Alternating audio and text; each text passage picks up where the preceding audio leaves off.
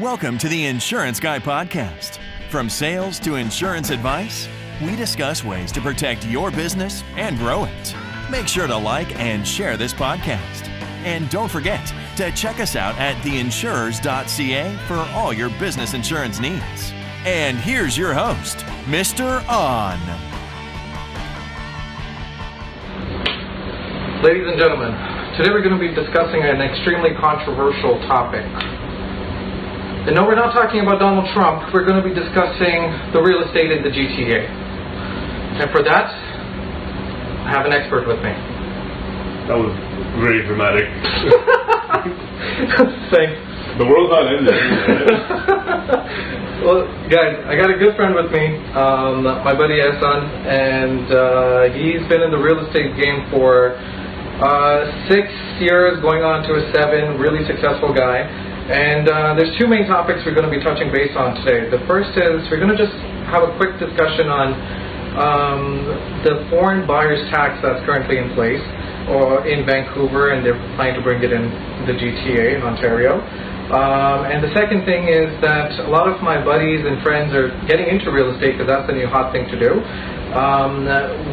We're going to talk about the issues that you had when you first started off in the in the real estate game, the struggles you had, and what it took for you to, what strategies you're applying to get to where you are today, and the strategies you're applying to get to where you want to be in the next 2 to 3 years. So tell us, how did you get started in the real estate field? Yeah, that's a good question. I think obviously everyone thinks that I have this big story as to how I got in and how I persevered and whatnot. But the truth is, it kind of happened by fluke. So there's no real motivational story behind how I got in. So that's like the start of every successful story. Yeah, it happened by fluke. There's no Bill Gates story or Warren Buffett story. So it just happened by fluke, to be honest with you. I mean, for those that don't know, I'm an accountant by profession, and I used to work at KPMG a few years ago. Nice. As an accountant, and that was my profession. That was my dream job.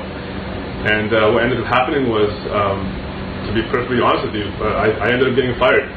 Okay.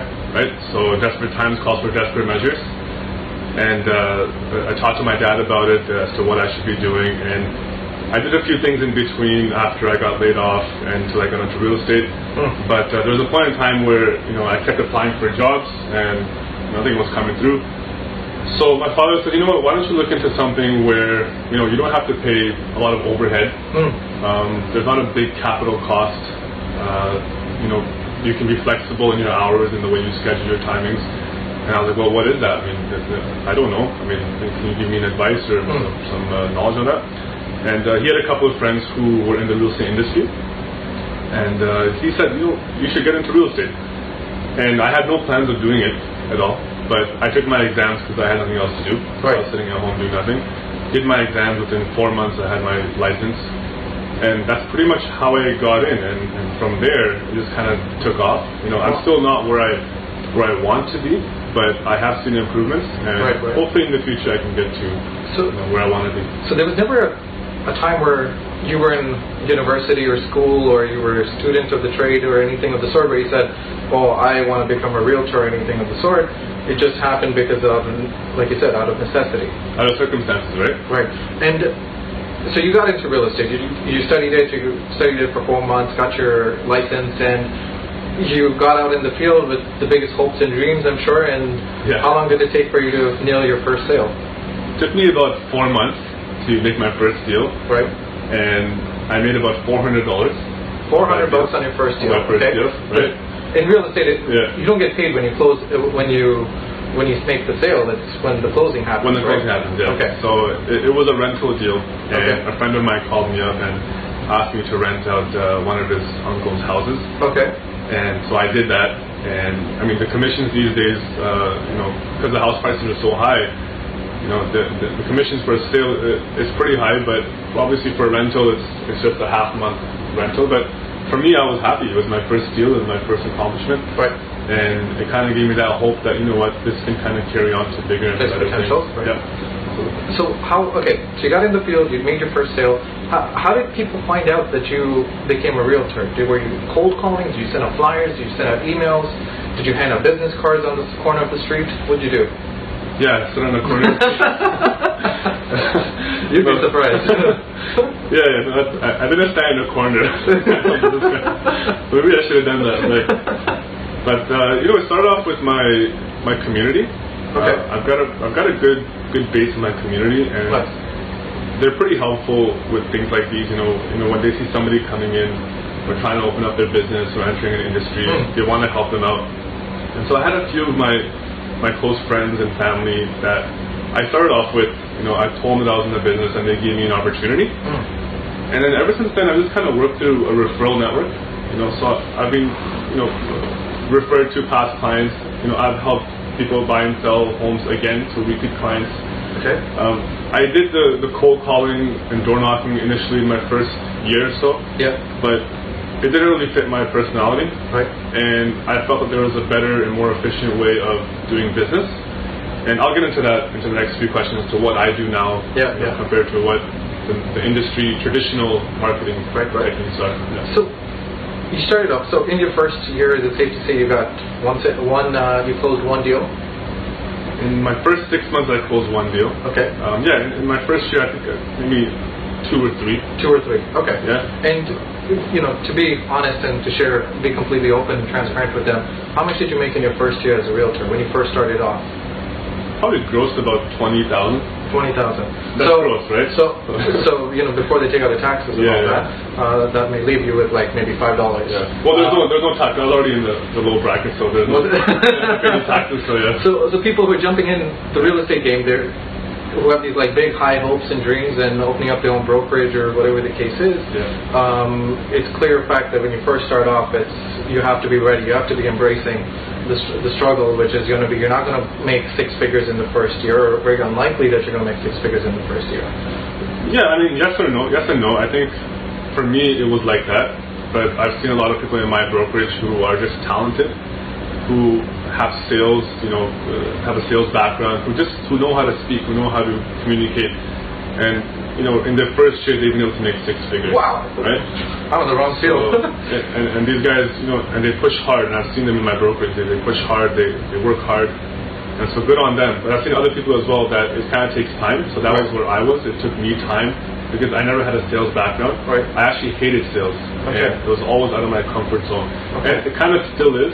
But I've learned to become that sales representative, salesperson. Okay. And that kind of led me to believe that, you can't let people tell you who you are and who you're not, because you can do whatever you want. Right. And that's the problem. If you get labeled, like I'm known as a quiet person or reserved person. Like an introvert? Yeah. And I had somebody come up to me when I got my license, and he looked me dead in the eye, and he said, I don't think this is going to work out for you. All right? Oh, okay. Was this a friend or somebody new? This was a friend. Okay. This was a friend. And his words, meant a lot because he was somebody of influence. And it's funny because today he's one of my biggest clients. So, wow. Okay. So it just goes so that you don't have to listen to people. You can do whatever you want. Right. You have to believe. Amazing. So you stuck with it. You said you weren't a salesman. How did you start studying stuff? Did you attend seminars, or did you start following like these big gurus that you'll see on Facebook promoting their stuff and online and things of that nature? Did you enroll in any courses to help you become a better communicator, a better presenter, or anything of that? Yeah, I did all that. So I did all the training and the seminars. But I think just going back before that, and I'm going to kind of get into something where people don't like to enter. That goes back to your faith, right? Okay. So you and I, like we follow a specific faith, and I think it goes back to your faith. And I had a lot of belief in God, that if you keep believing in what you're doing, He'll help you out. Yeah. And I think we forget to thank the person who is behind everything. Right. So whether you're a believer or a non-believer, for me it was I had to go back to who's somebody who is actually driving this for me, and I went back to that part of my life. Nice. And he kind of showed me, okay, there is a way. And so now, I believe that he put all these things in front of me. So now I knew, okay, to become a successful realtor, I had to go to the training. I had to enter a sales course, and that's exactly what I did. So from faith, it went to, okay, now what can I do to become better? And so what I did was I joined a training company, a coaching company, real estate focused. Okay. And it was that training. Do you want to share with you guys? Yeah, there's a bunch. So there's Buffini. If you're entering the real estate industry, you can join Buffini and Company. You can join Tony Robbins. There's Tom Ferry, Mike Ferry. These are all fantastic real estate coaches. Right. And so my recommendation would be, if you are getting into the business, you can't do it alone.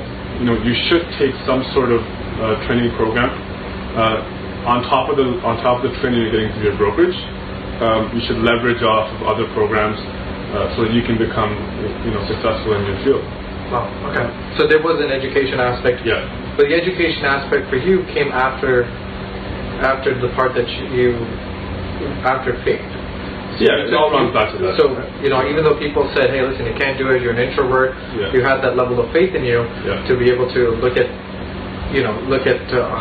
higher purpose than just being the naysayers. Yeah. And for that, part of it was for you to go and get the education, the skills, or develop the skills to be able to do this job, do this profession properly. Yeah. Okay. So now, advice to the newer guys who are starting off on this field.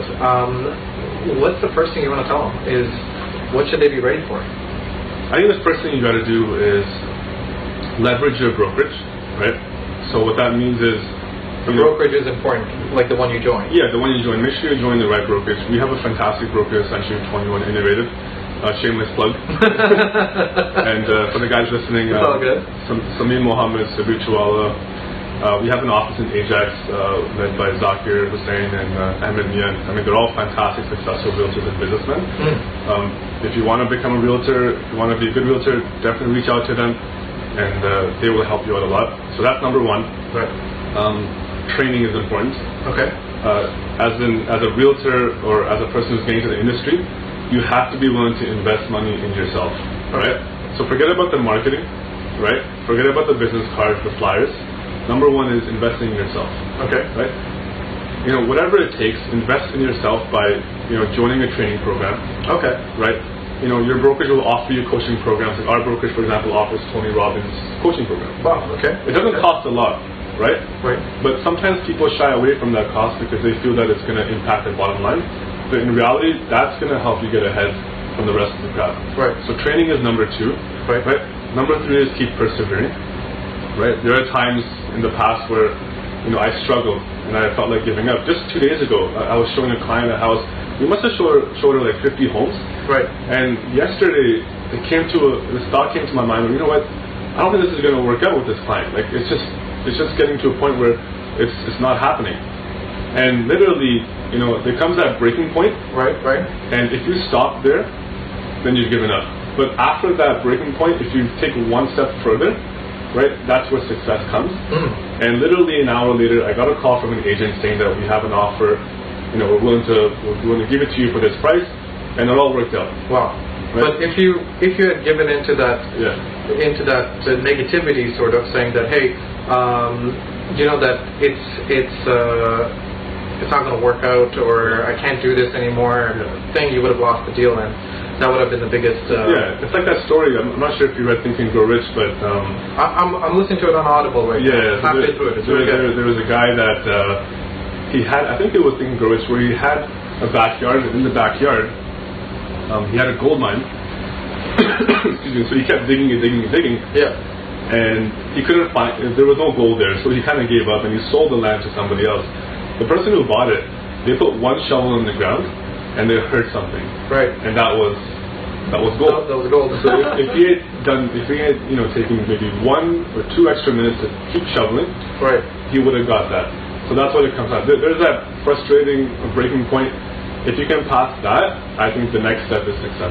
Solid. Yeah. So, guys, regarding the training for, if you want to get into the real estate field or anything of the sort, that's the end of that part. Now we're going to quickly just jump into this foreign tax news that's flying across, all the news outlets and things of that nature.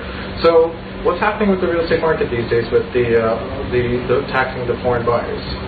Well, I think they haven't taxed anybody yet. It's just they're just considering it or reconsidering it. So that this is in Ontario. This is Ontario, yeah. But in Vancouver? In Vancouver they did it, okay. Right? And so some people will say, well, it led to a decline in home sales in Vancouver. But others will say, well, no, it's actually due to supply and demand. And so there's kind of two schools of thoughts, right? Okay, the fact is that supply is low, and sellers are reluctant to sell in that market, and that could be a reason that's driving up prices. Okay. The BC Premier obviously thinks that taxing the foreign buyers is the reason why things are going to be better or that prices have declined. Okay. But it's kind of funny because she was saying that now that the foreign buyers are being taxed, these homes can be bought by BC locals. Has the price dropped down to an affordable? Not that much. I mean, yeah. Now that the BC owners can find or buy a house, it's still too expensive. So, like, what is the average? Like over $1 million? Not over $1 million, but I was looking at the latest numbers in Vancouver. It was, I think, $936,000. So you're still ranging around $1 million for a new couple, newly married couple earlier on in their career. That's still a highly probably unlikely scenario. So how much of an impact the tax has actually had? There's numbers out there, but it's still not firm numbers. Okay. And even in Toronto, like if you're asking me how it's going to impact Toronto, that was your next question. Yeah, you took the question right out of my mouth. Thanks, buddy. So if you're asking how it's going to impact, well, first of all, it hasn't happened yet. It might not even happen. Okay. Right. Secondly, it's funny because we don't actually know the actual percentage of foreign buyers, right? Some people say it's 3%, some people say it's more than that. We're hovering around. From what I know, it could be on the low end, right? And so let's just say if it is 3%, right? That's not that much compared to it's not going to bring it corrected to a percentage where again houses are going to be affordable for the regular population. Exactly. So I don't know how much of an impact. I don't think it's going to have that much of an impact if you ask me. But obviously the government thinks otherwise. And if you ask me, I mean, real estate has been one of the driving factors for the economy in this country, in this city especially. Right. And so everyone looks out for their best interest. And I think there could be other methods of maybe stabilizing the market. And in my opinion, rather than taxing investors, I think the government should be more focused on helping first-time home buyers enter the market. That should be where the focus should be. I like that. Yeah. So guys, if you have any additional questions for Ahsan over here, how can they reach out to you for any questions? You can call me at my number. My office number is 416-298-8383. I'm with Century 21 Innovative Realty. My email is ahsan.raza@century21.ca.